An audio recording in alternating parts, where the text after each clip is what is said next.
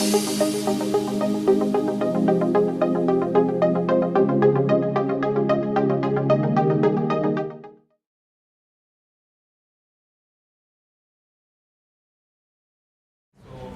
started.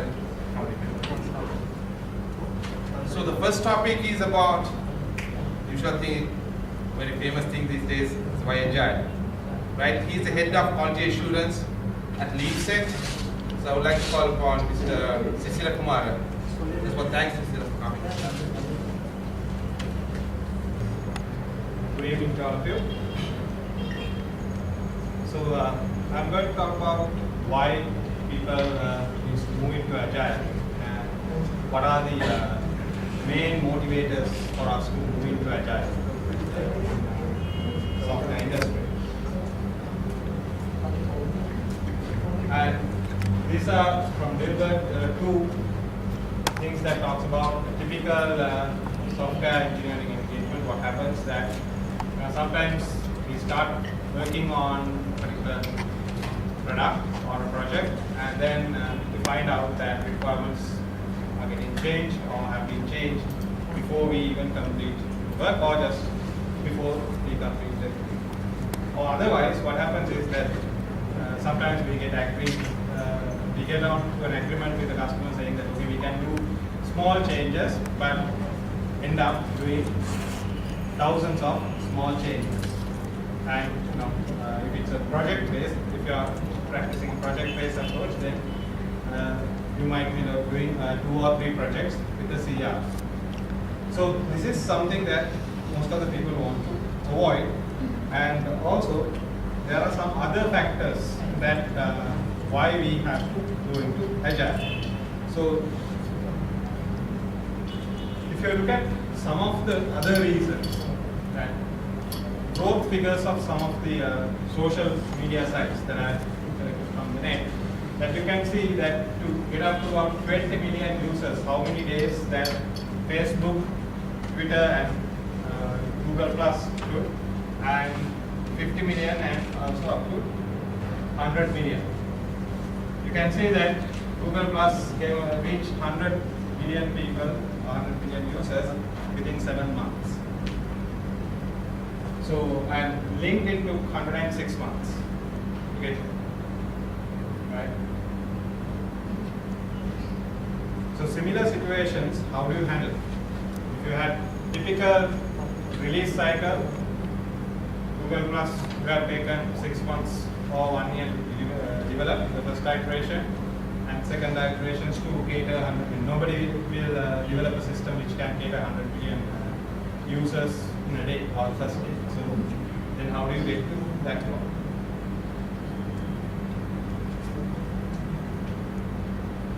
And again, some other data that related to different companies. Whether these are 100% true or not, I don't know, because this is what they have published and what they have said based on what has been published by these companies. Some of the media and some of the literature contains this, right? Now, Flickr, every half an hour they have released a version in 2005, and IMVU, that's a chat and communication related company which will use avatars and stuff like that. So every 9 minutes they have published a new version. WordPress has gone 25,000 versions. Chrome every 6 weeks, and sometimes even within a much shorter time frame you will get new versions of Chrome as well. And Facebook has done twice a daily deployments to production. Why? Because they will have to, one thing is cater for the load, and the other part is the defects, whatever the changes required, so they have to get those things sorted out. So to do that, can we use the typical development methods that we use? No, that is not allowing us to do. So then, how Agile will help you? Why we should go into Agile? Because yes, we know we have a problem, but how do we solve it? Then, okay, what's the main difference and what will help us to tackle those situations, right? So if you look at waterfall or the traditional mechanism, you can see what are the things fixed. This slide, sorry about that, because when I changed the size, it got a little blurred. Requirements are fixed, and you have resources and time underestimated. So you get a requirement fixed, and then you decide how much resources and how much time that you need, and then you start working on it. And if your requirements change, again your resources and time get changed. And if you go into Agile, we have a fixed number of resources and fixed number of time, and we limit or we estimate the features. So this is the typical or main difference that you find in any Agile methodology that you are going to use and from traditional. So here, now what do you mean by fixed resources? That means we define a team size, we define the team, we don't change the team. In traditional model, people, if you guys have involved in traditional model, you might can recall that we get new people in the middle of the projects, and sometimes we take people out of the project in the middle. So, but still it goes on according to the plan. That's how we did that. But there might be certain members that you didn't like, who came in, who didn't communicate well, there are issues, and then you might have changed them, but still it was a bit of a struggle, but we had to carry on. In Agile, we don't do that. We get on to a project with a defined set of resources, and we know who's going to be there and who's going for certain time frame. Right? So it's not that someone can come in when someone is not there, or when a new person. So we keep the resources and time fixed, and with this amount of resources and with these capabilities that we have within the team, with the time that we can take on, what we can do, then we take on step by step whatever the stuff that we can do. Okay, so that's the way that we will handle fundamentally on Agile projects. And if you look at traditional versus Agile a little in detail, what we do will not change, even though that now from the previous slide we talked about certain changes, but still we didn't talk about any difference in the things that we do. So what we do, software engineering activities, are not going to change. We haven't changed any of our activities just because we went for we have we have done the same things, but how we do it has been changed. What has been changed? Formal interaction versus casual. In most of the traditional approach, what we have done is we have made sure that we have set times for communication. You will give a requirement spec and say, I'll give you 2 days to look at it and come back with your questions. By next Thursday morning, 9 o'clock, I need to have the questions. I'll give you answers by Friday, 9 o'clock. After that, you have another one chance. We might give few hours or certain time frame. That's it. After that, it is closed. So all interactions are planned. No unplanned interactions. If you want to meet a client, or if you want to have a review or anything, it will be planned and done. And with specific people. But when it comes to Agile, within the team, or even with sometimes with other stakeholders, we do not do restricted communication. We allow open communication. We do not restrict. If you want to restrict, you will restrict any disturbances. You can say that, okay, I'm not available for discussions, or I'm not available, so don't disturb. But in the traditional model, you are always available but not available for discussions or disturbances. If you want to disturb, you have plan in advance, take the approval in advance, right? And any processes that we follow, typically on traditional model, what we have done was defined process. So if we have been going through a defined process, how can Facebook deliver production releases twice a day. And most of those things were driven by the usage. And how come Google Plus support 100 million plus users per month, and LinkedIn took 160? So that type of scenarios cannot be supported if we had defined processes and defined release plans and everything. So we go into empirical process. What is the empirical process is that you look at your process and you don't wait specified time frame or until you can't continue to do a change. Right? Whenever you feel that there's an improvement that can be done, you do that. For example, in a traditional model, if you are having daily meetings, and if you feel that it is not productive, when are you going to stop it? At the end of the iteration, at the end of the project, you will say for the next project we should not have daily meetings. But on an empirical process, the moment that you find, if you know, for the last 2 days we had daily meetings at this time, but either there are no people at that time or there's nothing to be discussed, then you, the third or fourth day you can decide there's no point doing that meeting, we'll stop this and we'll go for some other mechanism, or we'll change it to fortnightly or bi-weekly or whatever is feasible. So that's one thing related to the process. Monitoring and control. If your task is completed in traditional model, if it was for 5 days, if you completed it within 4 days, you take a rest on the 5th day. Right? Why? Because there's a manager who's telling you that, okay, what's the task? You'll be doing that, and if you are done, that's it. If you can finish it off early, then you have more free time. But in Agile model, what we do is we give the team to decide who's doing what.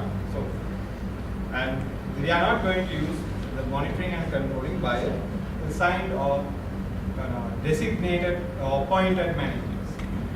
If someone is doing some work, additionally like controlling, monitoring, that's the situational leadership. That's what we encourage on Agile environment. If someone is good in that particular handle the situation, then get that guy. For example, say if you have performance bottleneck, who's going to lead that? Who knows about performance bottleneck, how to get that fixed? And if we have a feature related problem, who knows best or who can guide us best in that situation, right? In a it's similar to the normal day-to-day life situation, right? If you are get lost in a jungle, you have to find a guy who can lead you from that jungle. There's no point getting if it's in a rural location, hiring a taxi driver from Colombo won't help you to find a way through a jungle, right? So similar things that we have to do in Agile. And related to the matrices, what you capture, what and how you capture. Most of the time, traditional we have used defined ones, but on Agile we'll define as we go. We might start off with certain matrices like velocity or your time, your code, lines of code or whatever. It doesn't matter what's the thing that you're going to capture, as long as it can help you correct your course if you are going out of whatever the track, right? So that's why we use such mechanisms in Agile. So that will help you to go back to the previous scenarios that I showed you, that how they can cater for larger growth in terms of user base plus features, and how we can continue to deploy new versions, new features.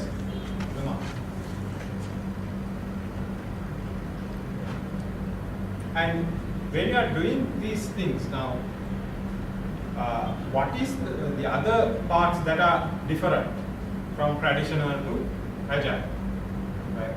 So to do all these different things faster and in a very nimble fashion, we have to change the other things that we do. Some of the development activities or engineering activities that we do, the way we do, not the activity. Activities are not going to go away. Activity will be there, but how we do is change. For example, requirements. How do you capture requirements? Most of the time, if you are working on a project or a product, if you want to capture correct, proper requirements, traditional ways, get use case document, put your all the preconditions, main path, alternate path, post conditions, validations, screens, all that you define, and you don't leave anything behind, or you don't put anything to be decided later on. Right? You don't implement only the main path and say, right, okay, we do the next, and things like that won't happen. Most of the time, you will think about all alternative paths. You will go through it 2-3 times. You will get it reviewed, and you will complete it and go. But when it comes to Agile, we don't do that. We do it a little different. You take that the objective, what do you want to achieve? That typically at program or product level as a theme. You might say that I want to increase revenue from my online shopping mall or whatever, right? Then how do you do that? That's your main requirement. But in traditional model, you will go into detail. For each and every detail, you will look at, okay, what's the current revenue, how can you increase revenue, what are the number of products and everything. But you will not start doing anything until you complete whatever your analysis. It may be people might agree or people might not. Everyone may not agree, but you might put a BA or someone to do that and get everything documented, then you will start. But on that model, the time it takes and how you cater for the changes will be the problem. So what we do is, in Agile, we'll take a vague requirement. So the reason why I have these different colors is for a purpose. That is, at the top level, it is not very clear. Themes or that is program or project level, not clear. You say that okay, you want to increase revenue, and sub-theme at product level. Sometimes now you will say what exactly you are looking for. How am I going to increase my revenue? Or which part that I am going to, either you are going to sell more, or you are going to, if you are selling someone else's items, what you are going to do is you can keep higher margin. What are you going to do? That level you can go to. So then the next one, a big set of related user stories. Then you go down and say, I want to sell more, say, laptops, right? And laptops and accessories. And then you come up to user stories. Then at that point, you are looking at actionable stuff for an end user. Right? Now we have high level overall objective for the system, and then we have okay, what we are going to do now that we are going to increase sales of laptops and accessories, and then you need to have a mechanism how do we actionable items for end user. So now we need to look at why an end user of your system may not buy laptops and accessories. So what is preventing him from doing something? For example, it might be you may not have, when you add items, your shopping cart might not show the current total with the taxes and all the total amount that they have paid. Say that you have a 50,000 laptop, the guy buys 5,000 carrying case and things like that, and the value total comes up to about, we say 65,000 with all together, but with taxes it comes to about 75,000, taxes and other charges, everything. But you don't see that in your page where you are selecting the items. So what will happen? Person might go to the end and he might decide, right, okay, it's asking 75,000, my budget is 70,000. He might go back and unselect few items. Sometimes he might unselect some of the items which can brings you highest profit margins. We don't know what is going to be. Most of them, there will be higher number. If the carrying case is 5,000, you might remove that. And some other additional battery pack or something, you might remove that as well. So then you end up getting lower revenue. So what was the thing that we have to do now is having that number shown when you are doing the shopping. So that is now show the total value the customer has to pay while customer is shopping in your shopping website. That is something that can be actionable, and we call them invest user story master. Comply to invest, that is independent, negotiable, valuable, estimatable, and small testable. Right? So you can do that independently. It's an independent item. It does not depend on what's the items that you have in your website, and you can negotiable means that you can discuss with the product owner, and you can decide whether this has to be implemented, what has to be changed, because this is completely independently put in or taken out or changed. And it has to be valuable as well. If it's not of value, there's no point implementing that user story. And estimatable, you should be able to say, okay, how long will it take, what it takes to implement that. And it has to be a small one so that it's easy to understand and whatever you want. And testable. Testable means basically you should be able to say that it is working or not. Right?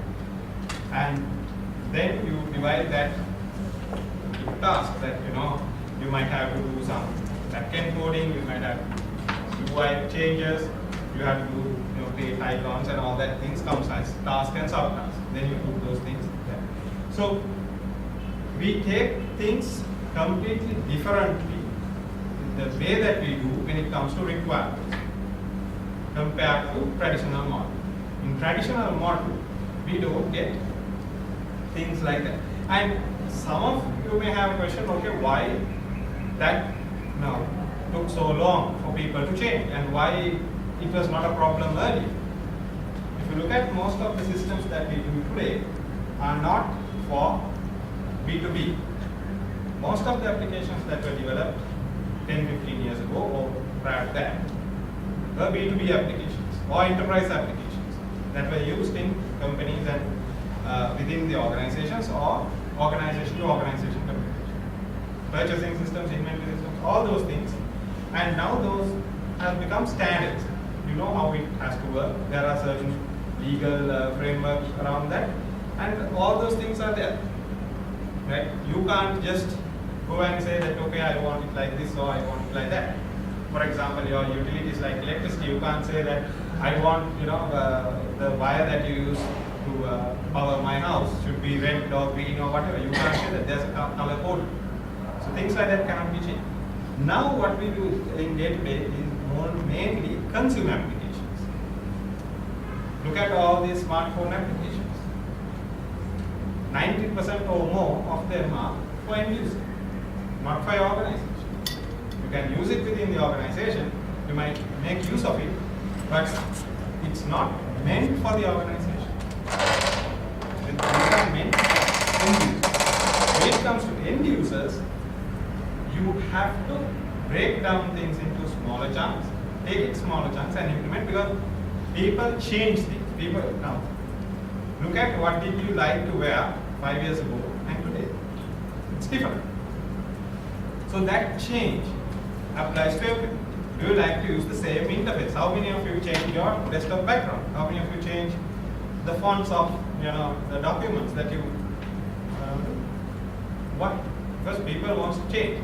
That change has, but you are not bothered about how the office layout is. Your office. You don't want to change everything in the office, say that okay, this chair should go to that side and this color should be changed. You don't do that. Right? So enterprise applications do not need such change. So enterprise applications mostly defined. So those things can work like that. But now we are moving to it. So that's why some people say that okay, why do we need to switch to Agile where all the waterfall method work? how do you do something like a air traffic control system or a missile control system, healthcare system in agile mode? You don't need, because those things are defined. You know what is required. You don't want to change things. If you are creating software to do a heart and lung machine, it's defined what it's supposed to do. You can't change that. Definitely the patient will die if you change it according to your way. So those things can be done in traditional way. But when it comes to non-essential items, with most of the time individuals, that has to change. That's why I took the social media example as the growth. If you look at missile control systems or healthcare systems, those also have been growth. But those has different set of challenges. Those were not related to these things. And their challenges has to be solved differently, not just by putting agile. Right? And for people who are not familiar with agile, I just put how the user story should looks like. There are different variations that how you can write a requirement, because in traditional mode we use a UML diagram with actors, systems, and all conditions. But here, not like that. And one reason why we have to go for something like this is that we are interacting with most of the time non-technical users. Now, if you go to Boeing and if you are developing a flight control system or air traffic control system, those guys know how to explain that in detail, in very technical terms, with all the performance, response times, data loads, everything, throughput, everything they will define. If you go and ask from a user who wants to, do something like check the weather, if you ask, okay, what is the throughput that you are looking for in your application, the guy won't understand, right? How many of you have weather applications on your smartphones? And if you go and look at how many other people have weather applications, what is application throughput? If you ask from those users, how many of them will be able to answer? Very few. IT guys will be able to answer this one. So when you go and get requirements from those type of people, what you need to get? Things like this. As a user, I want to get the temperature outside of the building, or I want to know whether it's raining or not. So that's how you get requirements. And you can say as a whole, basically you say that in traditional terms or in structured terms, as a role, that means actor. I want goal or desire. So that's process what it is. And the benefit, the output. Right? So that's what we are doing. And now this is a simplified version of a way that we capture requirements through use case. Right? And most of the time, we have to go with this approach when it comes to system building. For example, Google Plus, they never implemented or they never released the first version to cater 150 to 150 million users. They didn't want. Normally what Google does is they will say that they are planning on something and put a page in their search site or some other popular site, get an invite. They have normally put a button saying get an invite. So that's what they do. Why? Because if they put a system to everyone, you don't know what all of these guys are going to do. Your requirements may vary, and whatever the user load that you are going to put into the system may vary. So that can create problems. What they do is they select subset of people and then change. How they change the UI, Mail or even Microsoft or Yahoo. All of you don't get the UI changes on the same day. Some people get it on some day, right? Okay, you might have the new UI, and after 1 or 2 days or 1 or 2 weeks, the other people get it. So you go with minimally marketable features or MVP, minimum viable product, and then going on. So that's how people do that. And majority of the applications and systems that we work today are like that. So that's how we do it. And when it comes to design and development, do we have changed? Yes, we have changed. How we have changed? Activities. Like earlier I said, requirements. We do gather requirements, but we have changed the way we gather requirements and how we gather requirements. Design and development again. Yes, we have changed. How? Again, we have not very clear distinction here as well. Now, there's one part that is not given in here. When you go into Agile, that's something that we do. Now, in traditional approach, you are not going to think about future requirements. When you have the requirement, you have standard requirements. It's done, signed off from the end users. You are going to design your system. You are going to do the architecture for that and implement the system. But when you want to cater for the change, how you are going to do that? You are going to do something called requirement envision. What do you mean by that? We say we have a requirement from, we are going to build an application. We say initially, even the weather, right? No, weather.com or weather channel and those things, initially those things were websites. And now you have smartphone applications.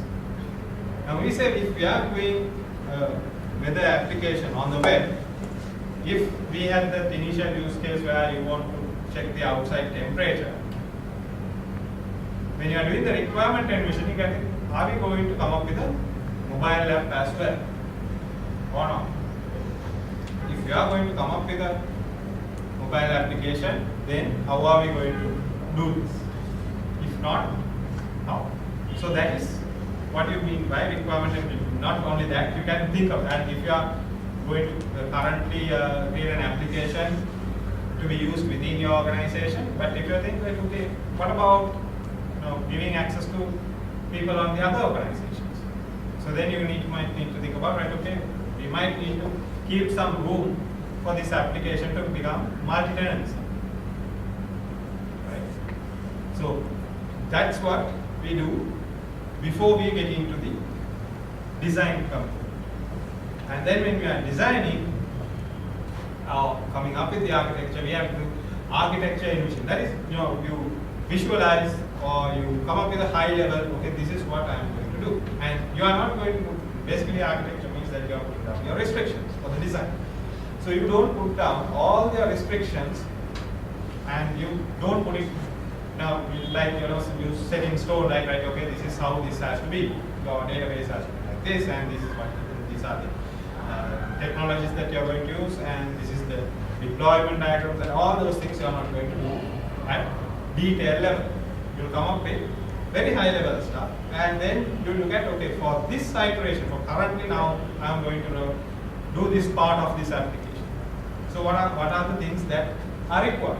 So then you do that for that, the design part required for that.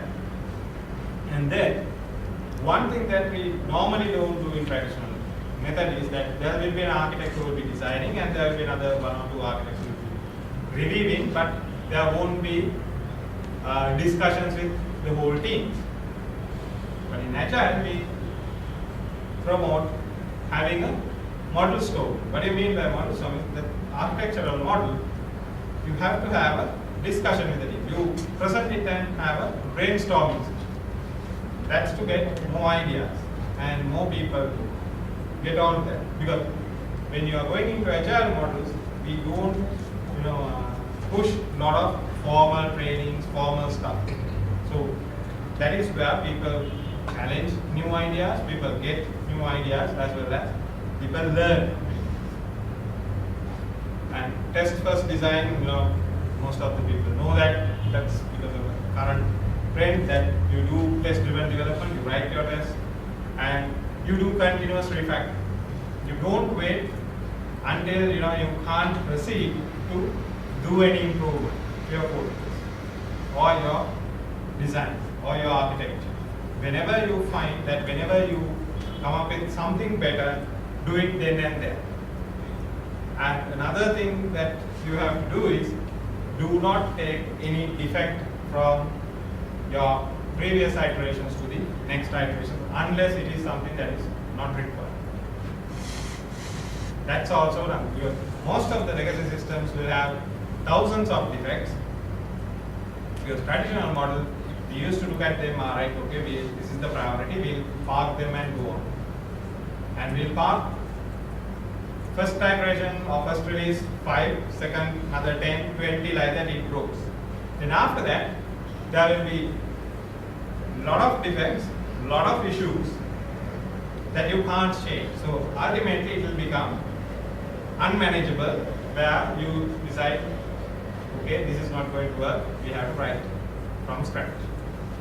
So when I was working in services industry, I have worked so many projects where companies or different organizations have maintained their systems with very minimal effort. Defects have accumulated, wrong decisions in design, wrong designs have taken them to a state where they have to do a completely new system again. So we can avoid that if you make sure that you do your changes required, refactoring, defect fixes, then and there, and move on. Because most of the time, hour or a day spent in advance will save you months and years in future. So most of the time in IT, we take penny wise pound foolish decisions when it comes to maintaining and implementing systems. That's norm. So that's the norm that we have to get out of. The companies that were successful are the ones that you have to get out of that. Right? If they have kept things like that, kept things aside, if Facebook or Google kept things to be fixed, things to be improved later, they wouldn't have been coming to come to this place, because then that baggage will definitely drag them down. That's what. Now all of you know what happens to Microsoft. How Microsoft again revived, but unless they had the monopoly, they wouldn't have revived. Windows, they had to rewrite. Office, they have rewritten. And that huge effort wouldn't have been done if they were not having the monopoly.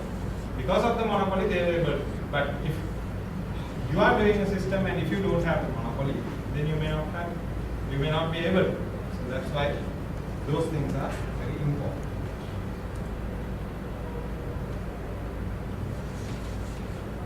And when it comes to testing, in traditional model, you normally get IVV or independent verification and validation. That you use completely a different system. Even on agile methodologies, that is possible. That is something that you can do. But the recommended method is use the same team. Within the same team, have the expertise and do the test. Right? And none of the systems will fail at once in all components in all places. Right? So most of the time systems fail due to one small issue, one small component. Have you ever seen a building that has been collapsed because all the beams have been, all the columns have been cracked at once? Buildings won't collapse like that unless it was a planned and structured demolition. It won't happen. Buildings will collapse because there's one beam or one column which is weak. That's where it starts, right? So most effort has to be put on for your unit testing in Agile, or even in traditional model that is required. Whatever that you do, that basically when it comes to testing and design stuff, best engineering practices will, save you from disasters. It's not whether the agile or traditional, it's your proper engineering practices. That's what we'll say. So you need to have proper material. If you use low quality cement, your building will collapse. So you have to use high quality cement. So similarly, you have to use high quality components, your units. Basically, your basic building blocks has to be of proper quality. So make sure that you have proper unit tests. And then when you put them together and create your services, internal or whatever, exposed to external services like web services or whatever, then have proper test for them as well. And then have system level or acceptance level tests. Okay. So those acceptance levels sometimes may be again dependent on services there, or sometimes might depend on graphical interfaces. If you have graphical interfaces, have that graphic. Right? So don't create your test in the ice cream cone mode, like if your unit tests are smaller and acceptance on the API layer is little larger and your GUI is the largest and your manual tests are on top of it. That's the ice cream cone model, which is again will take you a long time to do a change, or if you do a change, how to certify that, it will take more time. But if you have this type of a model, or we call the test pyramid, then it will take less amount of time. Well, in case if you go back to that temperature application, if you want to do a temperature conversion, you don't need to worry about your UI and all that stuff. While you don't need UI test to change the value from Celsius to Fahrenheit or Fahrenheit to Celsius. UI check is required only whether just to see whether it's stored. Right? But if you have all the components properly, you know what is passed from your interfaces, wherever it's coming from, wherever you are getting that temperature, that is what you are showing. It's not something else that you are showing. So, because typically we know what works and how it works, so then you don't need to worry about it. So that can be done easily and you can test them easily, because anyway, unit tests say less time, less effort in the long run.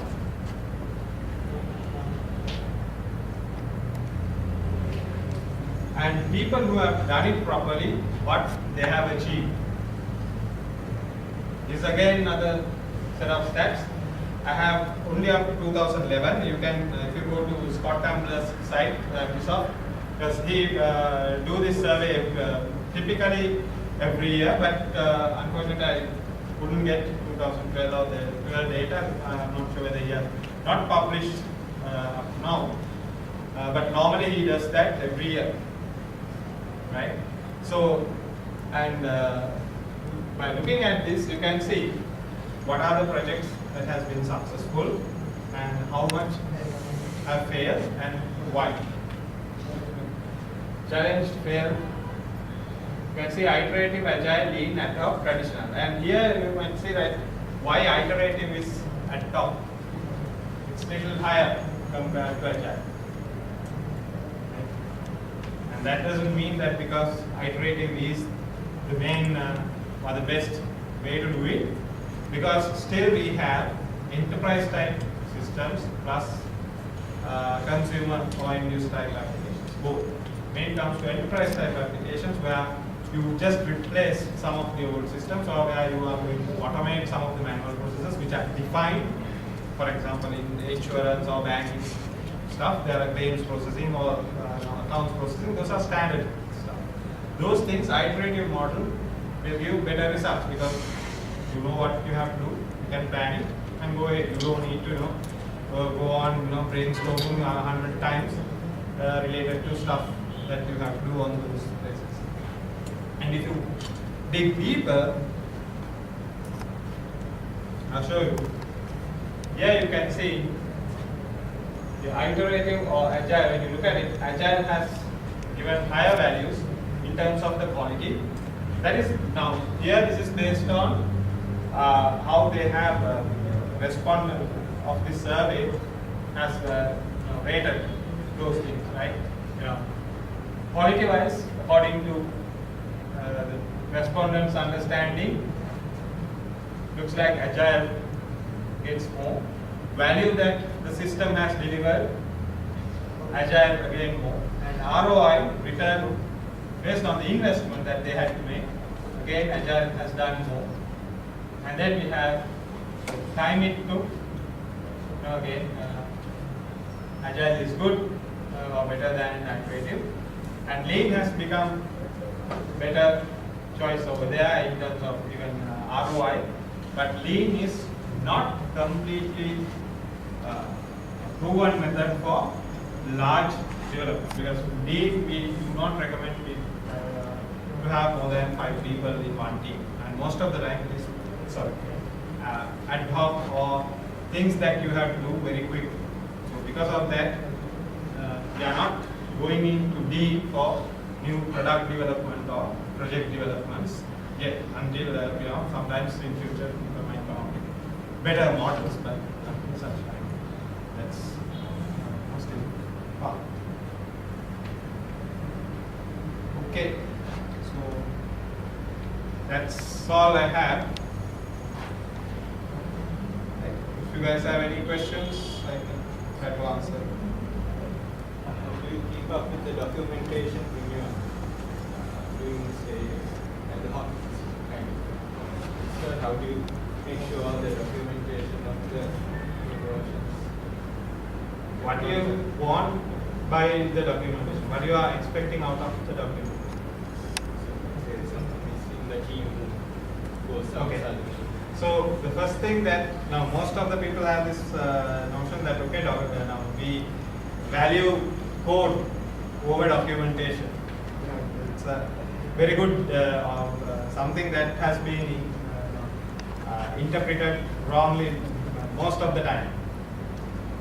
The documentation in traditional mode. Now we need to go back to few years back. No, when I was small, how I got my knowledge? Mainly by reading books. I had to go and buy a book. I didn't have internet when I was school, right? So that's the only way. Now, what am I going to do with a book? If I got it from the library, I'll take down my notes. Why I am doing that? Because I want to refer back to that. And if I want to get some information from, we say, some outside, what am I going to do? I'll take some papers, a pen, go to that guy, talk to him, get that notes, and come back. Today, what am I going to do? If I want to get some information from you, what am I going to do? I'm going to send you an email, right? And if I want to get set of information from all of you, what should I do? Create a wiki page. I'll say I want to get your ideas on this. Please put your stuff on this page.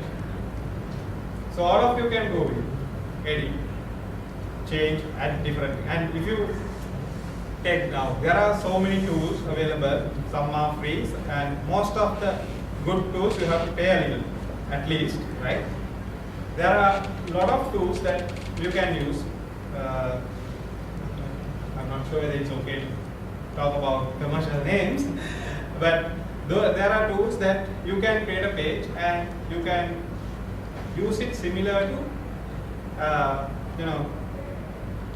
Microsoft Word or some other tools where you can format document and at the same time it shows who did what, right? You can check the history, plus you can sometimes along the side, if you want, you can switch on the audit trail. You can see, all right, this line is edited by this guy, this is what has been changed. You can go back to a different version, you can change. So mainly what you mean by a document is, nowadays, if you really look at what in an organization, what will happen is, we'll start a conversation. I will come and ask from you, what do you want? You will come and ask from me, okay, what am I want? So I'll tell you, this is what I want. You will take down the notes and you create a Word doc. Instead of that, after that discussion or before the discussion, if you put down in something like that, that information will be preserved. So what I suggest is and recommend for most people is use a wiki kind of thing for the documentation. So if you want a document out of it, for example, say to give it as a user manual or now to a third party to do an evaluation on your architecture or something, you extract, format it, extract and give it to me. And you keep your live conversation going on a system. Do not create Word doc or any other document or PPT or Excel sheet, send it to 100 people, get that thing to you back again, reply, consolidate it. That's not going to work. That's where most of, and who's going to look at it? Nobody will look at it. Unless there's no other way, then he will go and look at it. But if it is a very loosely structured information flow, people will go and look at it. The important part of the information flow. Have I answered the question?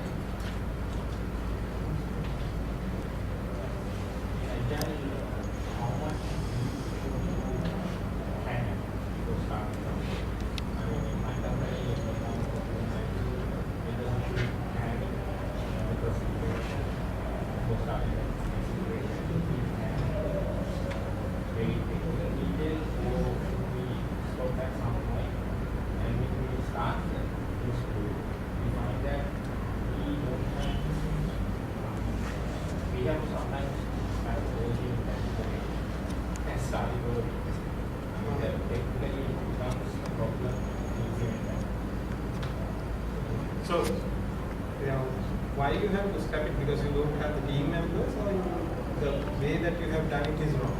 Yeah, I mean, we have a very complex application and we make a mistake and we grow. We do this millions of dollars. Sometimes we have to take decision from people. So, now from current system, now when you take the change that you want to do, can't you take that specific change, small change, and implement and deploy to production? Now if or are you getting huge change sets like 10 requirements that you have? It's like at the moment we have about 13 years now.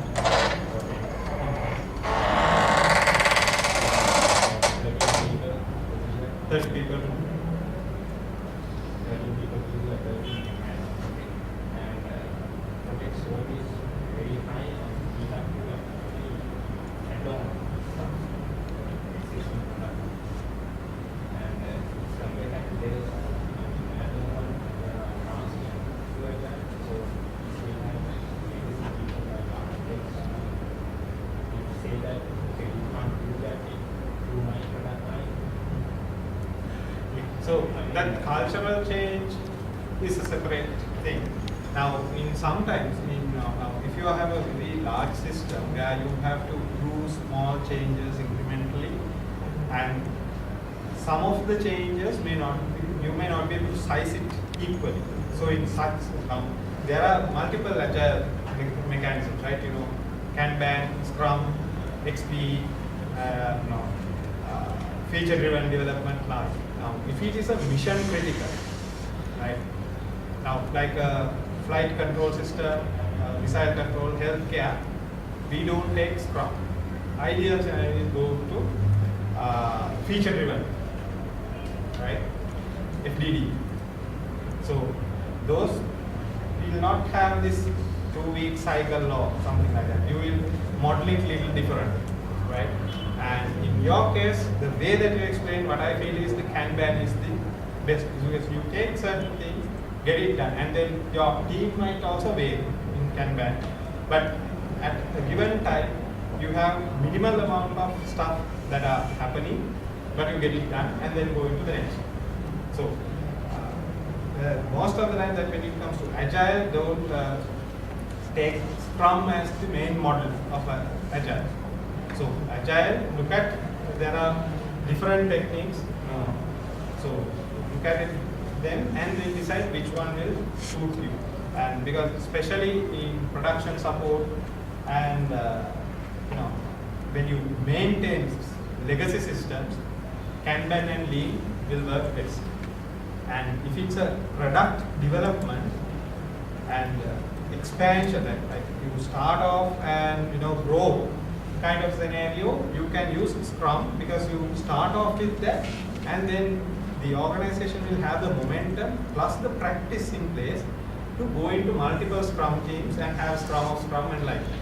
But otherwise, the best approach is go either, and you can go into iterative as well. Complete waterfall model define once if you have the defined stuff. That's also possible. So your place looks like Kanban.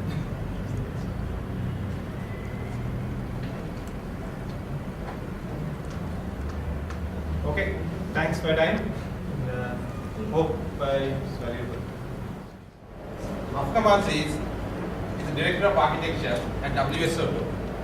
So this is something about some of our interactive session, I would say. So it will be different, it's just not really talking, but something to bring out something from you. Right? So let's not waste time. Come. Cool. So good evening, guys. So today, I'm going to talk about something different. Like it's a new experience for me as well. I normally talk about stuff, battery, cloud computing, and stuff like that. So now today I'm going to talk about one of my new hobbies. It's a very recent hobby. So Arduino. How many of you have heard about Arduino? So it's a very interesting platform. So we will look at what you can do with an Arduino and what I have done and so on. So let's see how did I get into this hobby. Right. So last year around this time, I was in New Zealand. I was on a customer assignment, and I was working all alone. So I was the only one who was sent to New Zealand. So it's at this time of the year, New Zealand can be like Auckland, especially. It's a port city. It can be quite boring and like it's very sort of gloomy and cold and so on. So you don't feel like going out very often. So this was on one of the days where it was a bit sunny. So this is a sunny day in Auckland, and I went out to the port and I snapped a picture. So boredom setting. Right? So boredom can be sometimes good. It can bring out something nice. So what I did was, how many of you fly RC helicopters and are into RC hobby stuff? Okay, so that's another area. So I went to the mall and then I saw these guys flying these RC helicopters in the malls. So I had an apartment and then I was all by myself there. So I figured out, okay, so that my the television was broken. They didn't fix it. So I was really bored once I got back to my apartment during weekends. So what I did was I purchased one of these, and then I started flying these inside the apartment, and then it's not easy to get the hang of it at first. Like you go and hit all sorts of obstacles, and it starts it starts breaking apart and so on. So I was doing this, and then I managed to sort of break it. Then when I broke it, I figured out, okay, so one of the wires had come out, and now the thing is I had to solder the wires. So I had some old soldering iron and stuff like that. But then when I started soldering and all this, I figured out I really suck at soldering. I can't do a simple thing like soldering a wire onto a board, and that was sort of a bit of a depressing experience because when I was at school, when I was a kid, one of the hobbies used to be every one of us does that, right? The typewriter circuit and the blinking circuit, you do that. Everybody in class does it, so you also do that. So I also have done that, and I had some interest. But then, I had a lot of interest, and I was actually thinking of sort of going into electronics when I entered university. but our system is such that when you get into formal education, right, they load you up with so much theory, you sort of start hating the subject. Right? You are taught about that, this, everything, and like you don't know the purpose of learning those things. Right? So you are loaded with a lot of theory, but you don't get to do that many practical things. Like one of the main ways we learn is by visualizing, by touching, feeling, doing things. Right? But if you are kept on loaded with all this material, it just sort of overwhelms you, and you basically start hating the subject. So that's something that happened to me, and I like totally lost interest in this. So, like any good IT person would do, when you can't do something, whom do you ask? Google, right? So you go and like Google how to solve it or something like that. Then I came across this very interesting blog. So this guy is an Australian guy. He runs this blog called EEV blog, Electrical Engineering or Electronics Engineering video blog. So he has this very funny Aussie accent, and he makes his programs really interesting. How many of you have come across this blog? So you should just watch it, even if you may not understand the content initially. Just his style of presentation is so nice, like and his Australian accent and the phrases he uses, and sometimes he curses and all this stuff. So it was a pretty interesting blog, and then like one of his videos was a lesson on how to solve it. So that's where like basically I learned that I was doing it wrong the entire time. Right? So I was using the wrong equipment, wrong techniques, everything was wrong. So then, but it's a simple thing, right? So I just started from there. So this is one of the pictures that I like. So this is called soldering helping hand. So you have only just two hands, right? So you need to hold the solder with one hand, and you need to hold the soldering iron with the other hand. And now how do you keep the board from moving, right? These things can move around, and then like your soldering gets messed up. So this is sort of a picture that I find to be, looks like somebody serving drinks on a tray. So you have these clips and magnifying glass. So you could set your board up there, and then you could keep it firm so that it doesn't move. Right? So I googled around, found some equipment on eBay, got the stuff down, and then sort of started doing little things. So this was like maybe November, December sort of last year. Then we got into this very interesting project at WSO2. So Sanjeev, CEO, and like he comes up with these crazy ideas. So he sort of saw that there was some interest in hardware related stuff at WSO2. So he put together, or he called together some people, and the idea was basically run the WSO2 conference application. So we had the conference in UK and Sri Lanka this time. So it was a sort of parallel session that we had. So the suggestion was to build the entire system, run the entire software system on Raspberry Pis. How many of you have heard of Raspberry Pis? So again, that's a very hot topic. So it's a $35 mini computer, but it has like very less processing power. So if you're going to run an application which caters to like maybe hundreds of concurrent requests, you can't do it with a single Raspberry Pi. So we built this cluster. So that was my next experience. So during this period, so still I had heard the word Arduino in the EEV blog, but I didn't actually know what Arduino was, and I was not that interested in that. Then like during the course of this project, there was another guy at WSO2 who actually had an Arduino, and he said like, you should just try this out.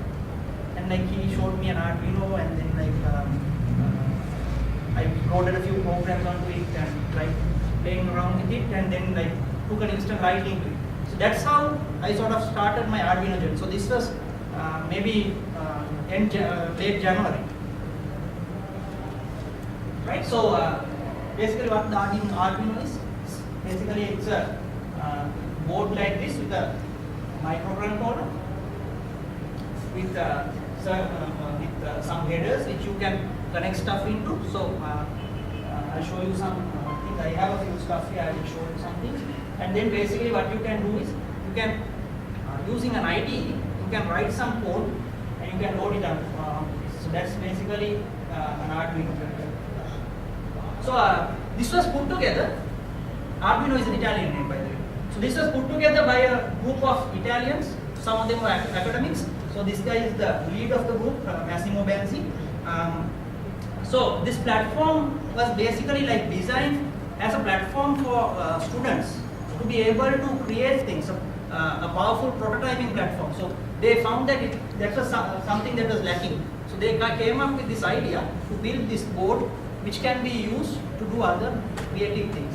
Right? So Arduino was the name of the, if I remember correctly, it was the name of the place they used to go to hang out and have a drink and so on. So they named it after that. So what is an Arduino?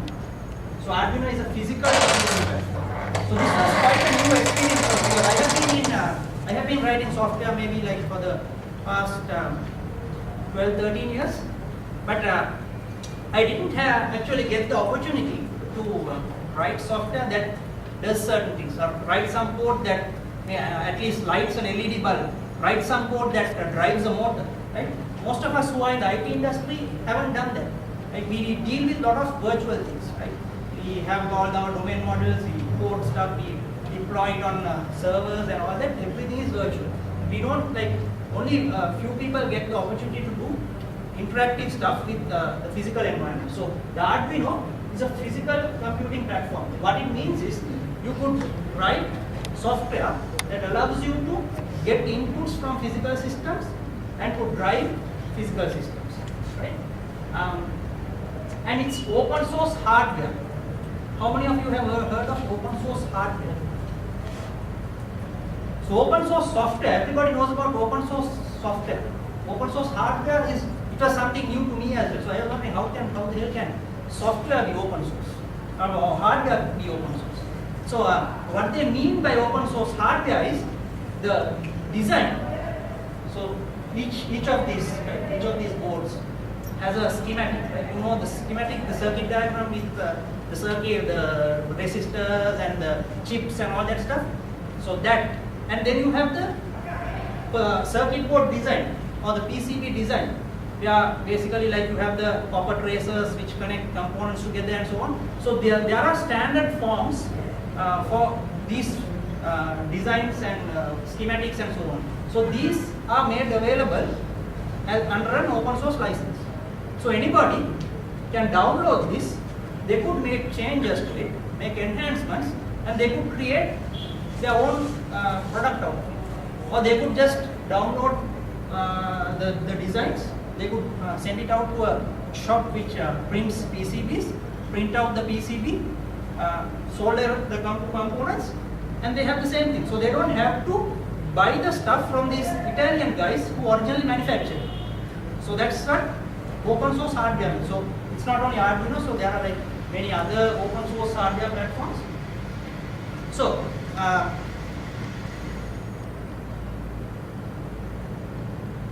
and it's based on a very simple language called wiring. So this is basically, it's developed on top of C++. So you can write your code in C++ and load it. So we'll look at an example. But there is an abstraction called wiring. So like with C++, you know, things can get messy, right? When you have to deal with hardware, you might have to deal with registers, address spaces, pointers and all that stuff. So to a great extent, this language simplifies things so that the barrier to entry is very low.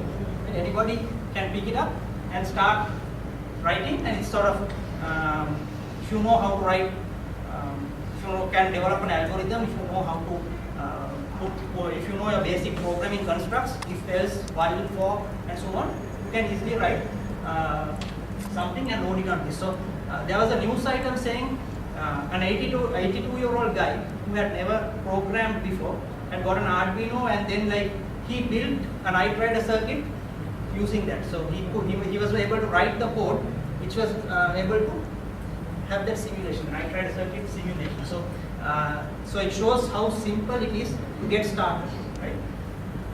And it's USB programmable, so this connects to a USB port. You connect it to your machine, and there's an IDE, and you start coding, right? And there's a very large community, so many forums. You can ask, you can get help anywhere. So it's basically like the open source software community. So you have a large community like the open source software community. And again, it's a very inexpensive board. So it can be about like $20. So there is a clone made in Sri Lanka, which is much cheaper. I'll come to that later. So the heart of the entire Arduino system is this microcontroller. So guys, this is an interactive session. You can, if you have any questions, you don't have to wait till the end. You can immediately jump in and ask. So microcontroller. What's a microcontroller? A microcontroller allows you to program a particular chip, right? So it's based on the 80 mega microcontroller chip, and then it has some other stuff like a voltage regulator. So it runs on 5 volts. And the power is in the standard board design, wiring language, and the open sourceness of this platform. So the standard board design is very important, right? So we will, once we come to the area on sheet, we'll see why it's important to be able to have a standard board design. So this basically like makes this platform expandable. You can plug in other modules on this because of this standard board design. So this is a simplified view of an Arduino. So you have the microcontroller, and you have some pins. So these are the digital pins. So you have digital and analog pins. Okay? So you have say pins numbered from 0 to 30, which are digital pins. So digital pins can be inputs or outputs. So if you want to read a button press, you designate one of the pins as an input. Right? If you want to, let's say, light an LED, you will designate one of the pins as an output. So now you could build something very quickly. When you press a button to light an LED, right? So you can designate one pin as an input and the other one as an output, and you have something running, right? And then, as you know, the world is like, though we deal with like as IT people with the digital stuff, the world is made out of analog things. Everything is analog, right? So if you are reading temperature, if you are reading like values from other sensors, what you would get is you would get analog values. Let's say you are building a light meter, and you have a sensor which sends you the light value. That can't be sent in digital form, right? It has to be in analog form. So there are pins. There are 6 analog pins which allow you to read in analog inputs.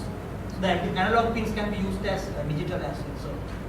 So that's another advantage. And then of course you have the power pins, because if you are going to use any sensor or whatever, you need to power that sensor, right? So you have the 5 volts power pin, the ground pin, the 9 volts depending on what you input, and so on. So there are like pins like that which you use to interact with the board. So this is very interesting. So the picture is not very clear. So this is called Arduino. So like I said, open source hardware.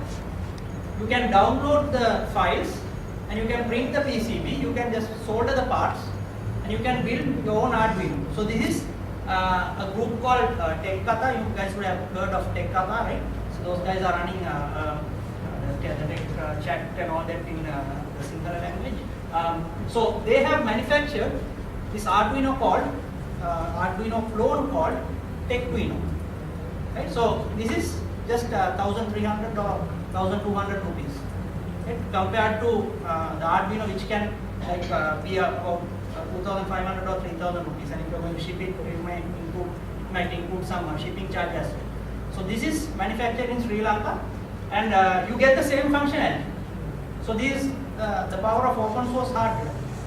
So even if you can't afford to spend a big amount on this stuff, you can download the files, print it out, and then like create whatever you require. So basically, like most of the stuff that comes, which you can plug into an Arduino, are licensed under open source hardware. So the files and generally the code is also available. So this is the Arduino and the Tecduino in comparison. So as you can see some writing in Sinhala. So the instructions come in Sinhala. So I got this kit. So you can either get the fully assembled kit, or you could get the parts and the PCB separately, and you could solder it yourself. So if you are going to do that, it comes with all these instructions. So as you can see, the standard board design is very important. These headers, right? It has to be precise to the millimeter, or even beyond that, fraction of a millimeter, so that you can plug in other stuff. So if you look at the dimensions, these things have to exactly match, right? Otherwise you will not be able to plug stuff together. So another important concept is the concept of shields, right? So you have different types of shields. So let me take one of the shields. So this is a prototyping shield. And this allows you to, so you can see this is something called a breadboard. So it has internal connections. So you can plug in LEDs or whatever, your sensors or whatever, and you could now start prototyping something, right? So how you plug it in is, so this is a shield, this is the Arduino. Because of the standard board layout and design, you could simply plug it in like that. So I can see it's a layered design. You could plug in several shields, right? So that's what basically a shield is. So now you can imagine different solutions to problems, and you can start building things. And like this takes generally like very less time. Shields are specifically built for Arduino. Shields are specifically built for Arduino, yes. Because the pitch has to be according to the Arduino spec. Otherwise, it will not fit into the board. So is there a specific place or website where you can buy the shields, or they are Yes. for individual? You can so basically there are a lot of people who are building shields, and it's available on eBay, and or you can download the design. If you're an advanced user, you can download the designs and print the stuff yourself, or like eBay, Amazon. There are a lot of hobbyking.com. There are a lot of sites like that. So these are also open source hardware. Some are open source, some are not. Arduino board is open source, so this depends on the shield maker. So this is not controlled by the Arduino guys. So somebody may build a shield and make it closed source, right? So it's up to the people who build it. It's basically like people who use open source software. They use open source software, but what they build does not necessarily have to be open source, right? So it's the same concept here. So these are like some shields. So the prototyping shield is down there, and like you have like different types of shields. You could have like sliders and all that type of shields. So you can just imagine a shield and you could build it. So this is a slide I borrowed from one of the standard slide decks. So as you can see, like you just this example, what you are doing is you are trying to power up an LED, make an LED blink, the simplest sample, right? So you have taken the 5 volts line and the ground line, and then like you use this line for switching, right? So the pin number 3 in this case, you use it for switching this particular LED. So let's open up the code for that. And the code looks like this. Okay, so it's so simple, we can even build it now.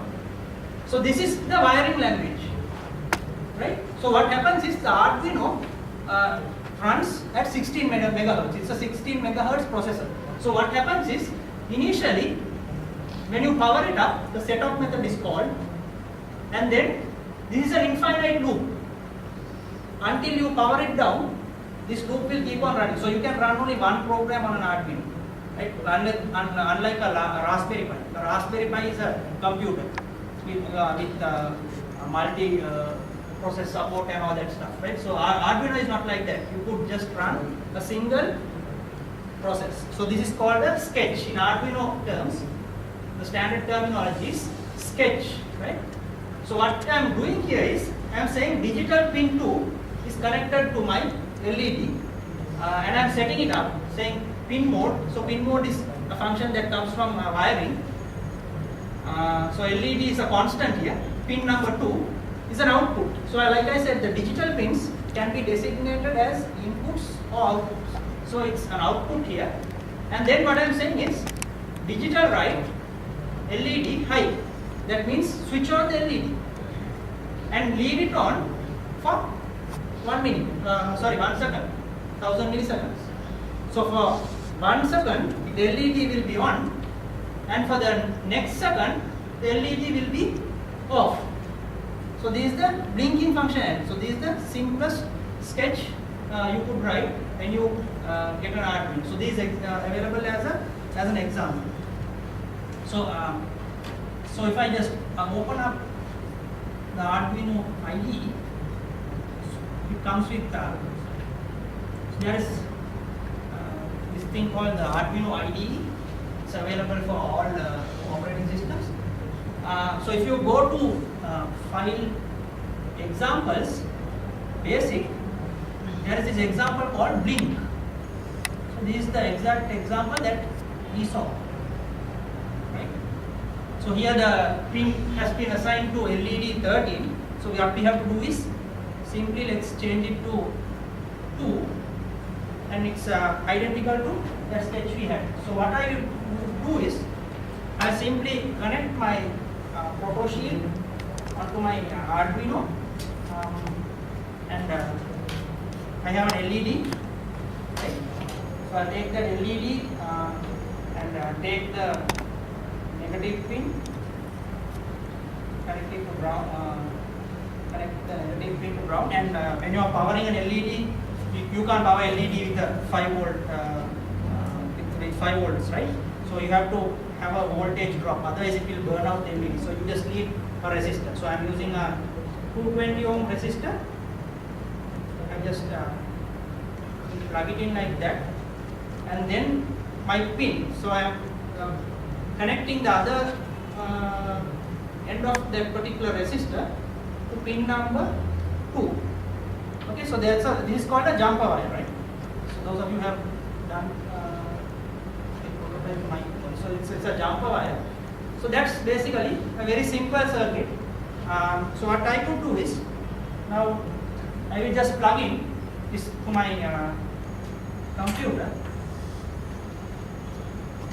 Plug it in, and then this is basically the compile button. So you could compile it only. So done compiling and upload. Upload means it's uploading the code onto my Arduino. Right?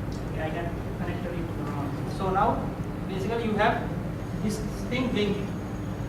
Right? So the next thing would be you connect a switch and now get the input. So then like it will be digital read. Like digital write, there's a function called digital read. You will designate a particular line or a pin number to that particular switch, and then you will read it. And you will say if digital read this particular pin number, set or digital write the LED to high. If it is if the switch is off, you set it to low. Right? So that's the simplest thing you could do. So once you get this Arduino, you could get. That's one of the first things that you should try out. Okay, so so this basically I don't have to go through code here. So like I said earlier, if digital read 4, that means if it's 1, if it's true, you write it as high. Right? So this is basically the example where you can control a switch. So that's the sketch for that. So can I use this with the sensor, check the outside light, and then connect it to an LED inside. By the time can like push down outside. Yes. And like You can do that, yes. Yeah, actually anything that you can imagine, you can do using this. Yes. Can you set it up as an alarm? So that means Yes. if anybody walks in the room, you say. Exactly. So that's one of the things that I wanted to. Now I have that already set up. Sorry, I already. So this is something that I built. I was going to come to that. So so this is something that I built on the same Techwino guys. They sell something called a prototyping shield, and this particular sensor, this is called a PIR sensor, passive infrared. So it when it detects heat, like infrared rays. So like say an animal or a human or vehicle or whatever it moves, right? It will sense that, and then like it will. I have written the code so that it sends the signals into some pins, and then based on that, it will set off this particular siren. And in addition, I have some outputs which can be used to drive another relay. So this is another relay module. So I can use this. So this can be like I can directly hook it up into my AC power. So I set it up like that using the relay. How I will connect my lamp to the relay, which is driven through AC. And while the siren goes on, I can switch on a garden light or whatever. So that's one of the prototypes that I built. So like you just have to imagine a problem, and you can build a solution using this platform. So it's that's the power of being able to combine different modules and come up with a solution. And you don't have to build everything from scratch. There are parts built. You have to just this is why kids are very creative, right? You give them stuff. Like kids don't go through lectures. They don't go through tutorials and read documents. But you give them some blocks and stuff like that. They start building this. They do creative stuff. So I think like some point in our life, like we have sort of lost it through the education system maybe, because when we are put into this system, we have to pass exams. We have to go through the notes, get the lectures, and go back to the exam and write the same thing. If you try to be creative, you lose marks and you can fail the exam, right? So what has happened is like it's sort of sad. So I think this will be an ideal platform to give to kids. Right? They have the wildest imagination. They will imagine different things and build stuff. Actually, like if you search for some stuff, it's like kids have built amazing things, right? So it's like mind-boggling.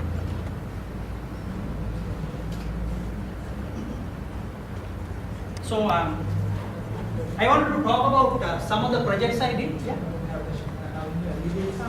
Yes. Once you uploaded the program to it, Yes. can you disconnect the USB? You can disconnect it, right? And after that, so I actually modified this a bit. So I can drive it using a 9 volts battery, or you could hook in a 9 volts power supply and directly drive it. So you can do that. So because this is just used, so basically when you connect this, it's powered through the USB. Then you can simply like disconnect that. You don't need this anymore. This is needed only for loading in the code, and then you can simply like have this. People are using this as like real solutions. But even after disconnecting the battery, with the program still Program is there. Yeah, it has an EEPROM, so it persists it there, and so like you need the SDK for that in the Yes. PC. So you need that in the PC to communicate with the Yes. Without that, without that you can't actually. Yeah. So then basically like it writes it through the serial port, and so you need sometimes you need to install a particular serial port driver as well.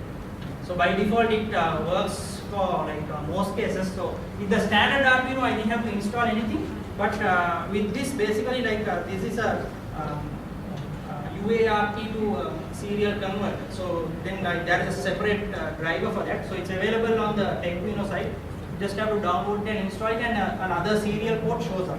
So I'll show you the IDE. So if you look at, if I go back to the IDE,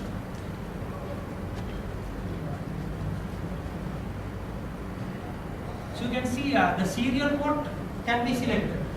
So once I plug this in, a new serial port will appear.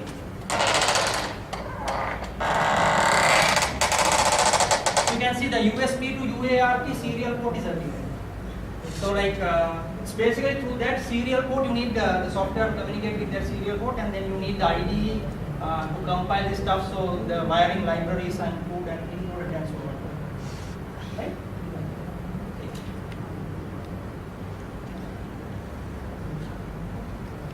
So now I was going to talk about some of the projects that I did. So mind you, this is within a very short period. I still am learning Arduino. I'm still an Arduino newbie. So I just I'm still learning a lot of stuff. I just using my basic knowledge. The good thing was using the little bit of things that I learned, I was able to put it into practice immediately. So contrast this with learning a lot of theory and then not being able to apply it. It's like I think a much better approach is you learn something and you can now put it to practical use. When you start putting it into practical use, you would hit certain barriers. Right? Now you figure out, okay, how do I do this? How do I do that? The Arduino has only this many pins. Now, what if I need more pins? How do I deal with that problem? So when you hit problems or obstacles like that, then you will start finding for solutions. Now you sort of learn in an incremental manner. So when what I found was like learning in an incremental manner is much more effective, because now you are learning based on a need. Like when traditional education is like you are taught and you have no need. But if you learn based on a need, then you really remember the stuff, you understand the stuff, and it stays with you. So this was one of the first projects that I built. So I wanted to, in the last few days, you know that the temperature was terrible, right? We couldn't, inside the houses it was very hot, very humid, right? So it was terrible. So I wanted to build this temperature monitoring system. So what I did was, you can see my prototyping shield there. There is this block or this sensor. So this is a temperature and humidity monitoring sensor. These things are very cheap. $1, $2, something like that, right? Even this prototyping board is $5-6. So it's like pretty cheap, even if you buy it online. So this is connected to the prototyping board, and then what you see here is called an Ethernet shield, because now I wanted to publish the information or the temperature and humidity stats to a particular site and view how the humidity and the temperature is varying over the over a particular time in the day. So what you do is simple, like you have the Ethernet shield. So as you can see, it has the RJ45 jack, and it has a chip which is the heart of the Ethernet shield. So you simply plug it in like that. Now I want to prototype a particular temperature sensor. So I simply plug in my prototyping shield. Now I have Arduino plus two shields, and then I need a network connection. So that's my router. So I have connected it to my router, and this basically takes temperature readings every 1 minute or so, and it publishes it to this particular platform or site called Zively. So this site called Zively, earlier it was known as Awesome. This is basically a platform. They call it a platform to build the Internet of Things, right? So you could publish things. So you can see how the temperature and the humidity has varied over a particular period of time. Right? So this is the current value. So Zively has support for Arduino. So they will basically give you some skeleton code, and then you have to use an API key. So you are talking to an API. So this you can see this URL says https api.zively.com version 2 feeds whatever. So I am actually publishing a feed with this particular ID. So this is a unique ID, and they will give a key for me, and in my code I have to use that key in order to publish. So that's a secret key. You have to keep that secret. So I use that to publish to this particular API. So that's an interesting project that I did. Another one was the light monitor. So this is a light monitor. So this sometimes in some articles you will see like these are called bricks, very cheap small sensors. So you can sense the light levels, and this is another brick which is used for sensing the sound levels. So you can maybe monitor the light level, and if the light level is dropping below a certain amount, you could automatically switch on a light using that mechanism that I showed you, the relay shift, right? So you could do a lot of stuff. This is my light sensor in action. So I hooked it up to an old broken table lamp. I basically cut the wires, connected it to the relay, and I hooked it up to the Arduino. So you can see the Arduino is powered through a 9 volts power supply. Right? And another interesting problem I had was I have a fish tank. So when everybody is sort of, if we got trips and when there's nobody at home, becomes a big problem because now there's nobody to feed the fish, right? So the fish may die, and what we normally do is we ask the neighbors or somebody, or we have to leave somebody at home just to feed the fish, right? So I thought of like building a solution for that. So these are bottle I bought from Arduino, drilled a few holes at the bottom, so the fish food automatically plugs the holes. Then I connected this motor to the Arduino, and you can like do certain time related things. So I can enter a time saying this particular motor has to vibrate at, let's say, 9 o'clock in the morning and 9 o'clock in the night. So if I'm feeding the fish twice a day, right? So there is a simple vibration mechanism here, so it's not very clear. So this is still at the very early prototype stage, so I need to still find the time to complete it 100%. So what happens is the Arduino will now, based on the type, there's a thing called a timer chip, another one. So you have a real-time, this is called a real-time clock module. So based on this you can get the time of the day, and using that you could sort of program your Arduino to say feed the fish at 9 o'clock or whatever. Right? And the Arduino microcontroller has 512 locations, so you could like store 512 bytes. So the time can be stored there. So you could store it there and then like do whatever you want. So this is another early prototype I built. So this is a reverse sensor. So this brick as well. Unfortunately, I haven't got one. So this is a ultrasonic sensor. It's called a ping sensor. So it works in the same manner that bats communicate. Bats send out the sonar signal, and then when the reflection comes back, they can detect obstacles. So this works with the same principle. So one of these sends out a sound signal, and then like it hits an obstacle, it comes back, and then basically like you multiply that by the speed of sound divided by 2, because now it's and you have the exact distance, right? So based on that, what I did was like I hooked up a speaker, and when the distance gets close, I change the frequency. So there is a function called tone in wiring. So you don't have to write a lot of code. So you have to just give the frequency, you give the tone, and then basically you have to say the speaker is connected to a particular pin, and you play a tone, and it just starts playing the tone. So it's very simple. So another project that I have been working on is a robot which can navigate through obstacles.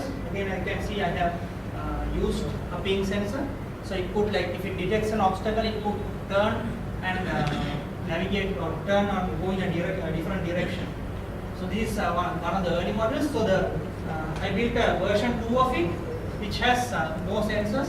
So basically, when one of the problems I found was, like, let's say my robot has now reached a corner. If there is only one sensor, like it's very difficult to immediately know which direction to turn, right? So I turn in this direction, I will hit the wall.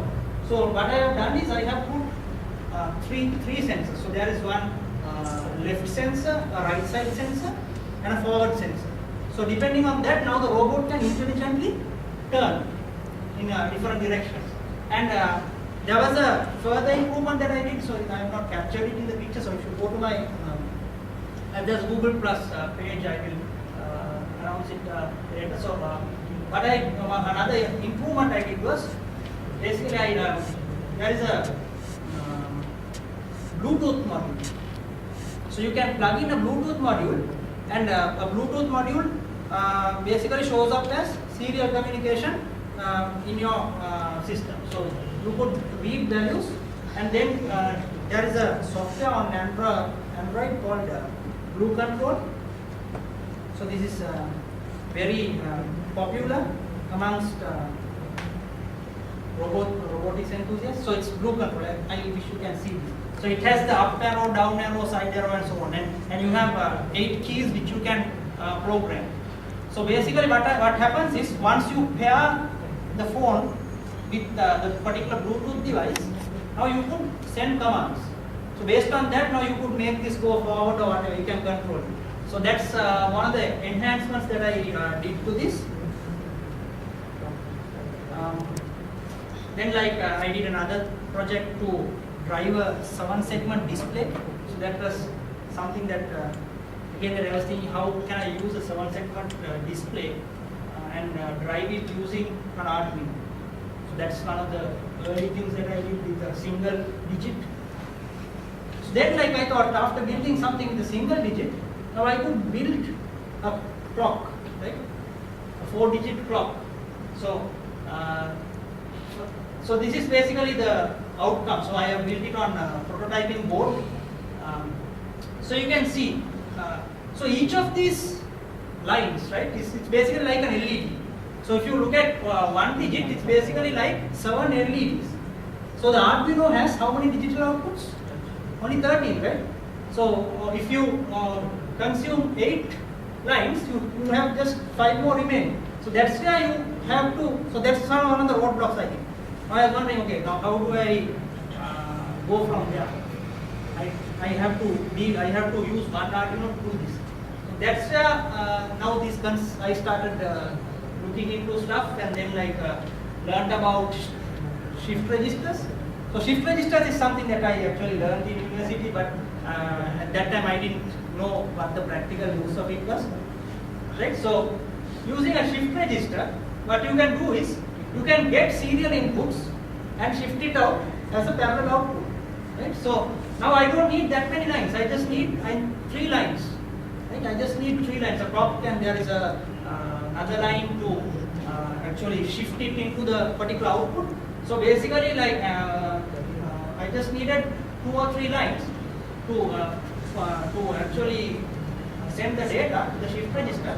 From there onwards, I powered this particular Arduino clock. So basically, I built it as so being a sort of software person, I always start thinking in terms of modules. So I built it as several modules. So this particular 7-segment thing can be used on some other projects. So I have not sort of built the circuit just to be used in a clock. So this is an independent 7-segment display which I can use on some other projects. So if I want to, let's say, build a temperature sensor which shows the temperature, I could just use this card. So then the clock circuitry is all here. So this is specific to the clock circuitry. So I just made it pluggable. So I take it like that, plug it in. Then I have my real-time clock module that I showed you earlier, which I am planning to use in my fish tank, fish feeder. So I plug it in there. Now I have it like that, and I take my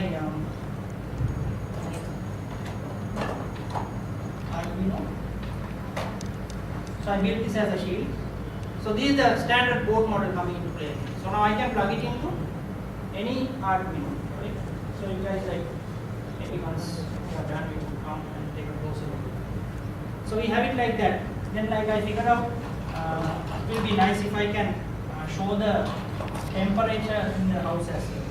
So what I did was, I plugged in this particular temperature sensor like that.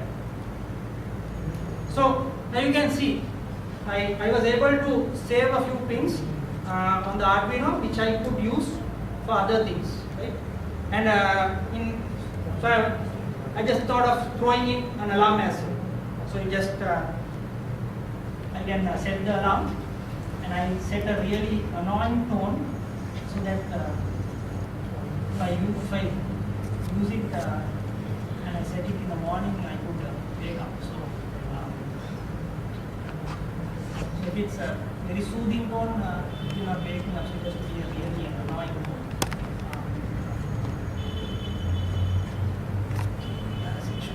Showing up on that. So sketches, Arduino clock. So all of this code, I have made it available under my GitHub repo. So again, I'm an open source guy. I believe in sharing stuff. So if you decide to go experiment stuff with Arduino, you could start with it. Okay. So basically, this is the entire code for that particular clock. So it has the temperature sensor functionality, it has the 7-segment driver functionality, it has and the alarm functionality, right? So it has all that built in, and it's just about 300 lines of code. So this is not the best way of writing code. So you could write classes and all that. You could do very good design with Arduino as well. It doesn't have to be in a single file. You could have header files. You could maybe have a driver for the 7-segment display and so on. So you could write very clean object-oriented code because it's C++. So if I load it, hopefully it will work. The connections are not now.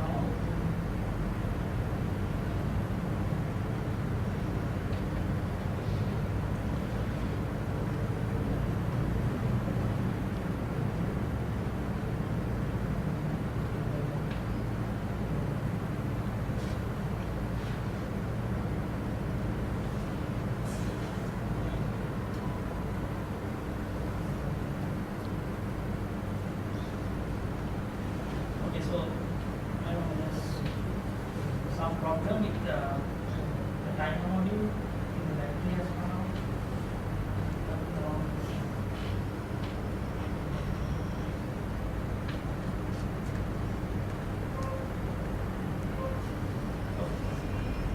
So this is what happens in the live demo.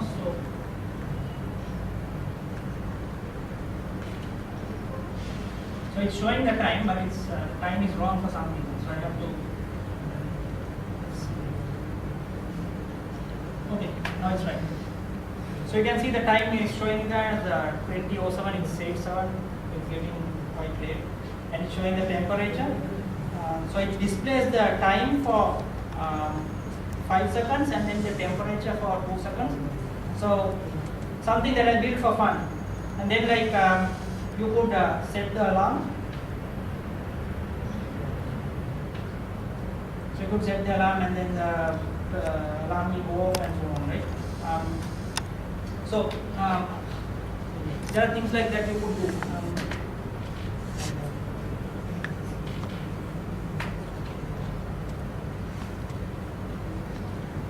I think I should just go through the rest of it. So initially I built it on a protoboard like that, and then the wires get really messy because there are a lot of lines coming in. So then I built the clock circuitry as well. So that's the clock circuit. So there are if you search for Arduino projects, people have done very interesting things. So this is a door lock which can detect a lock pattern. So tuck tuck tuck penny, right? The door will open. Right? So you could program it. So you have to press a button and then program it for a knock pattern. And the next time you use the same pattern, the lock will open. So it's not a very secure method. If somebody hears it, basically you can. So that's something that somebody has done for fun. So that's one. And then somebody has built a tree climbing robot using Arduino. So you can control servo motors, all types of motors and all that stuff, stepper motors using the Arduino. So somebody has built a tree climbing robot. So it sort of expands and contracts and so on. And somebody has built a bubble blower. So what happens is there is a servo motor here. It dips this stick into the soap water, and then it moves it over here, and then the fan comes on, it blows the bubble.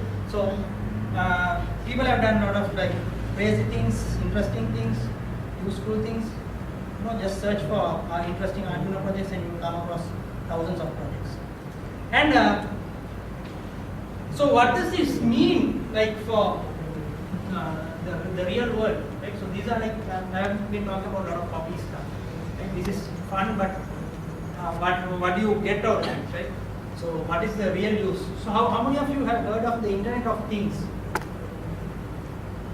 Right? So the Internet of Things, this term that has been coined in the 90s, but it never became a reality because the technology was not there. We didn't have good wireless connectivity, we didn't have good communication devices like these platforms and so on. So basically what the Internet of Things means is, like there are these things that can communicate with each other. So you can see that a chair can communicate maybe with something else, and with your refrigerator and so on. So these things communicate and they do something useful. Basically like how was the web built? The web, right? Before the web, people mainly like they were computers.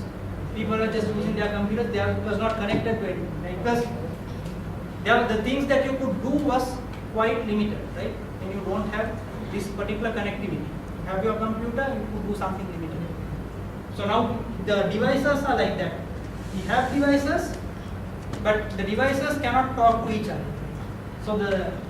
So basically it has limited the scope to some extent, right? So what if these devices could now communicate with each other? What if your, let's say, in your refrigerator or whatever, your stock level drops or something like that, if you could monitor that and send out a tweet, right? Or if you could monitor your electricity usage and say now it's going to go beyond this threshold and notify someone. So basically like now it's going to become a reality, because though this Arduino, this board, right, it's relatively bulky, right? So if you're going to build it onto a small thing, right, it's not feasible to put such a bulky board or a chip onto a particular device. But people like have come up with smaller chips, right? So once you have your prototype running, you could there are smaller boards, smaller chips, and there is a Kickstarter project which has now sort of, it might go into production very soon. They have built these small chips which have wireless connectivity. Now you could embed that chip in all your devices and you have automatically have wireless connectivity, and now the devices could communicate with each other. So this is a diagram that I again worked on that Xively site that I showed you earlier, which was used in my temperature monitor. So this basically like they are talking about the concept of a connected object cloud, right? So now you have devices, you have mobile devices, you have actual physical devices, you have computers, all these things interacting with each other. So it's going to be quite powerful. So it's basically like what HTTP did to the web, right? Because you had a standard protocol, right? Basically that's how the web took off, right? If there were proprietary protocols, there would have been very limited connectivity, right? So this is that particular small board that I am talking about. So this is a tiny board that you could include in devices, so you could shrinkify it more. So this is basically modeled on the Arduino. So you could run Arduino code on this, and it has wireless connectivity. So Wi-Fi in the front, Arduino in the back. So it becomes very powerful. So you could create very powerful devices which could communicate with each other. And there is this protocol called MQTT, MQ telemetry transport, right? So it's basically the HTTP of Internet of Things. Okay? So basically, if they are trying to bring in a standard which will allow devices to communicate with each other in a standard manner. So unless you have such a global standard, the Internet of Things will not become a reality, right? So like HTTP, this is is something they are working on. So basically, like MQ telemetry could be enabled in like cloud software systems. You could have your devices, your mobile phones, right? So you could talk MQTT and you have full connectivity. And another interesting thing is, let's take my temperature sensor project. Now I was publishing the information onto a cloud, right? The Zively cloud. So I could now connect another device or a set of devices which pulls that information and does something else. Let's say the temperature is too high. Let's say I'm leaving a pet at home, and if the temperature goes above a certain amount, the pet might die, right? So I need to switch on my air conditioner or my fan or whatever. So what I could do is, this system could monitor the temperature stats, and based on that, another device could get triggered if the temperature goes beyond a certain threshold for a certain period of time, right? So using this cloud, you could connect different systems. So like the possibilities are endless. So very exciting stuff. So I'm now at the end of my presentation. So these are some interesting sites that you can go through if you want to learn about Arduino and stuff like that. So I will be sharing the slides, and once it's available, you could just click and go through the links. So Adafruit Learning Arduino Basics is a very good site to get started with. And I have created a Google Plus community, Arduino and Raspberry Pi Sri Lanka. So you could join that, and then we could, like, if you get into Arduino and start doing interesting stuff, do share it with the community. Like, through sharing that, like, we grow and we learn new stuff and we share ideas and it benefits everybody. So that's a community. So but I searched whether there are other communities like that, so I couldn't find a community for Sri Lanka. So I created that particular community, so you could join, and I have published some of the stuff that I have done. So you could go through some of those things, go through the code, and join and share stuff. So please join Raspberry Pi and Arduino. Thank you. Questions?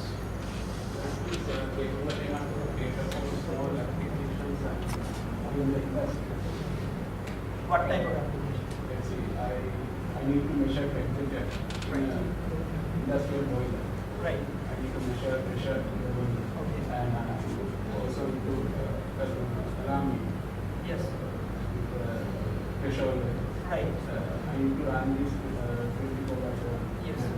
Yes, it's capable. Yeah, it's capable, and there are like different ways in which you can use. Like people have done stuff like you could maybe interface this even with a computer, and like to do the general computing stuff, you have your computer. So it can be even a Raspberry Pi. People have put together Raspberry Pis and Arduinos. So Arduino is a very powerful physical computing platform. So if you need very precise timing and all that, because it doesn't have support multiple processors and all that, it's just a single process that runs and it's very accurate. So if you want to do very precise hardware controlling and stuff like that, you could use an Arduino. And like if you have to do some heavy computing, you could offload that bit to another computer, right? So you could like send the data out and do some heavy computing, and based on the results, you could send out some data or some signals to the Arduino, which will do certain other things.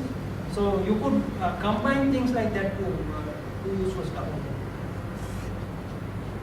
Have you tried to buy the parts from PETA? Yes. PETA, actually the thing is, still the community is not there in Sri Lanka, so you don't get Arduino parts, but you can get the bits and pieces. You can buy the resistors, you can buy the voltage regulators, some headers. So the stuff I built, the small bits and pieces I bought from PETA. So those things are there, but you don't have shields. Even the microcontroller chip is not available. So the guys like PIC programming is like popular. People know about PIC, but they don't know about Arduino. So it's quite new thing, I think, in Sri Lanka, even though it has been in existence for several years. So it's quite a powerful platform, and like we should create awareness amongst students and young IT professionals, and even like, since the age is not a matter, like I said, an 82-year-old person was able to build something quickly using that. So What's your investment in these distributors? Uh, Just in distributors. I don't think it's that much. So it's basically like $1 there, $2 here. So maybe I would have spent about, let's say, 15,000 or 15 to 20,000, not more than that. So which is like relatively good because Not at once, right? Not at once. not at once. So when I want to do something, I go and check up the parts I need and I get it done from eBay. And most of these things, like these are very small things. They directly like comes to your house. You don't have to go and they don't detain it in the central post office or whatever, right? So But they do get disappeared. sorry. They do get disappeared sometimes. Yeah, the thing is like it happened to me maybe once or twice. Then like I immediately opened a case on eBay and I have got refunded. So once they sent me a effective Ethernet shield, so and I raised the case with. So I got that from Hobby King. From eBay, of course, it's very easy because their customer issue resolution is quite good. So you can open a case and then maybe like they will check my purchase history and if I have been refunding is very fast. Reputation is. Yes. So that's why the ratings and all these things are like important. So I got an Ethernet shield initially from Hobby King and it was defective. And then that took some time for me to get the refund back, but eventually they refunded. So they asked me to upload a YouTube video showing that it's defective and I had to go through some trouble to get the refund. So it's not, I don't see it as a big risk. Is this how if I want to connect this with a mobile platform? Is there a do I have to use Wi-Fi or Bluetooth or? Yeah, you might have to use some connectivity protocol, yeah. Maybe Bluetooth or Wi-Fi, yeah, either of those. Yes. So you have the Wi-Fi chip and even like there is a GSM shield, right? So you can, one of the ideas that we were discussing was you could build a vehicle, a tracking system or a security system for your car, right? You have the GSM shield, you connect this to put a SIM and then you fix it in a hidden place, and if you can track your vehicle. You have the GPS shield, you have the GSM shield. Maybe like what you could do is through an SMS you can deactivate your ignition, right? So like it's like very exciting stuff.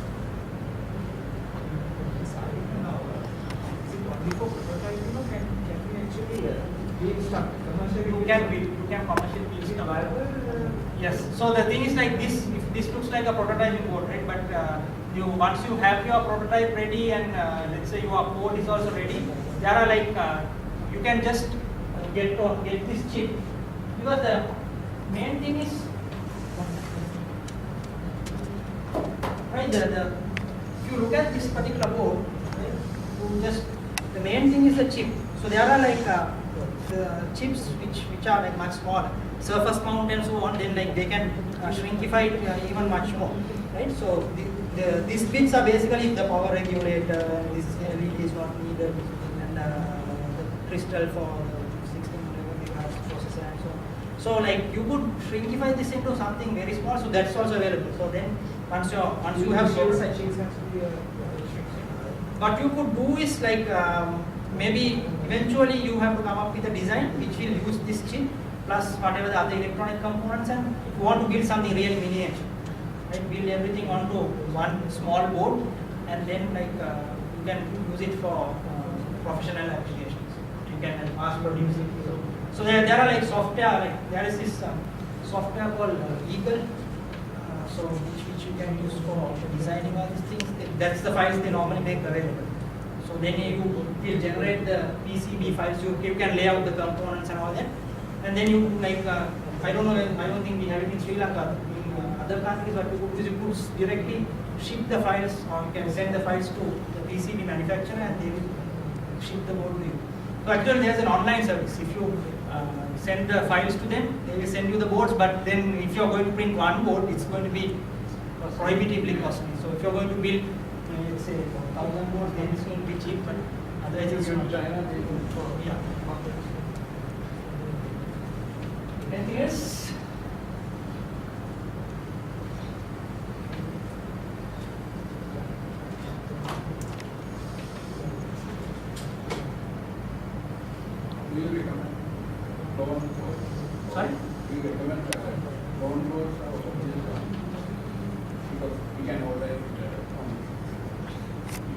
Yes. So, it's a program. Do you see any difference? Functionality wise, there's no difference, but quality wise, there is a difference. So I have an Italian one as well. So that's fixed to my robot, so it's bolted on. So here the thing is the board quality is a bit low. That's how I think they have like reduced the price. So the Italian one is a very good high quality board. So here what could happen is like when you're working with it, you might like mess some components and the soldering might break off. So but the thing is like it costs about 2.5 to 3 times more. So like especially like it's targeted at students and people like that who can quickly grab a board and for $1,000. That's it. Thank you very much, guys. Very sorry about last month we couldn't have the refresh. We want to keep this going. So your suggestions or suggestions about speakers, topics, you can always email us or call us. So I don't want to take too much quite late. Thank you very much.